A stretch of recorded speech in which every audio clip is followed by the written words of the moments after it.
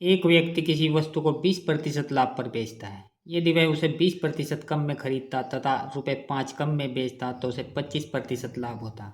वस्तु का क्रय मूल्य ज्ञात कीजिए। दोस्तों, इस टाइप से क्वेश्चन जब भी किसी कॉम्पिटेटिव एग्जाम में आए तो उसको ऐसे करना है। तो हम यह मान लेते हैं कि व्यक्ति उस वस्तु को 100 रुपये में खरीद कर लाता है। अब वो इसको 20% लाभ पर बेचता है, यानी 120% में बेचता है, तो SP हो जाएगा 120। फिर से वो इसको 20% कम में खरीदता है तो खरीदेगा 80 रुपये में। ये CP1 और ये CP2। अब इसको फिर 25% लाभ पर बेचता है, फिर इसको बेचेगा 125% में, तो 80 का 125% निकालेंगे। 80 गुणा 125 और बटा 100। 20 से इसको काटा 4 बार, 20 से इसको काटा 5 बार और 5 से इसको काटेंगे 25 आएगा और 25 की 4 की गुणा हो जाएगी 100। तो पहले 120 में बिका था, अब 100 में बिका है। पहले से कितना कम में बिका है? 20 में। पहले से 20 रुपये कम में बिका है और हमारे क्वेश्चन में कह रहा है कि पहले से 5 रुपये कम मिलते हैं, तो 20 बराबर हो जाएगा 5। और हमने क्या माना है? CP माना है 100, तो 100 निकालना है हमको, किसके बराबर होगा? 100 बराबर हो जाएगा 5 बटा 20 गुणा 100। 20 से इसको काटेंगे 5 बार और 5 की गुणा हो गई 25। तो उस वस्तु का क्रय मूल्य हो गया यहाँ पर 25 रुपये। ऑप्शन डी यहाँ पर राइट आंसर होगा। अब नेक्स्ट क्वेश्चन। 3 व्यक्ति BOC का कुल वेतन ₹1,44,000 है। वह क्रम से 80%, 85% तथा 75% खर्च करते हैं तथा इनकी बचत का अनुपात 8:9:20 है। C का वेतन कितना है? अब यह ABC 3 व्यक्ति हैं, ABC, और इनके जो खर्च का अनुपात है वह है, ये 80% खर्च करता है और ये 85% खर्च करता है और ये 75% खर्च करता है। तो बचाता कितना है?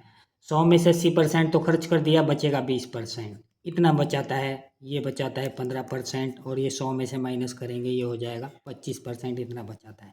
लेकिन बचत का अनुपात हमको यहाँ पर दिया गया है 8:9:20, तो 20% बराबर होगा 8, 15% बराबर हो जाएगा 9 और 25% बराबर हो गया 20।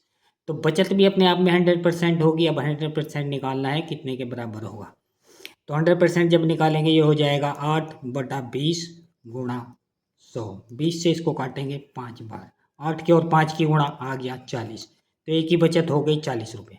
अब इसी तरह से B की निकालेंगे, ये हो जाएगा 9/15 और गुणा 100। 5 से इसको काटेंगे 3 बार, 5 से इसको काटेंगे 20 बार और 3 से इसको काटेंगे 3 बार और 20 किया हो गया 60। इसकी बचत हो गई 60। अब C की इसी तरह से निकालेंगे, ये हो जाएगा 20/25 और गुणा में 100। 25 से इसको काटेंगे 4 बार और 20 की और 4 की गुणा हो जाएगी 80। इसकी बचत हो गई 80। अब इन तीनों को 20 से काट सकते हैं। 20 दूनी 40, 20 तिया 60 और 20 चौक 80, तीनों में कॉमन। तो अनुपात का रेशो जो आ गया वो आ गया 2:3:4। ये उनकी बचत का अनुपात है। कुल वेतन है 1,44,000, तो C का वेतन पूछा है। C का रेशो हो रहेगा हमारा यहाँ पर 4, तो C का वेतन हो जाएगा, C का रेशो और बटा में अनुपात का योग 2, 3, 5 और 4 9 और गुणा में आएगा 1,44,000, 144 ही लिख लेते हैं और 9 से इसको काटेंगे 16, 16 चौका 64, तो 64,000 आएगा। जीरो अब लगा देते हैं, तो 64,000 ऑप्शन डी यहाँ पर राइट आंसर होगा।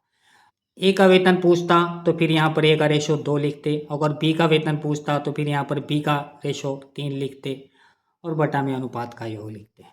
दोस्तों, इस वीडियो से अगर अलग कुछ सीखने को मिला है तो वीडियो को लाइक करना है और इस चैनल को सब्सक्राइब करना है।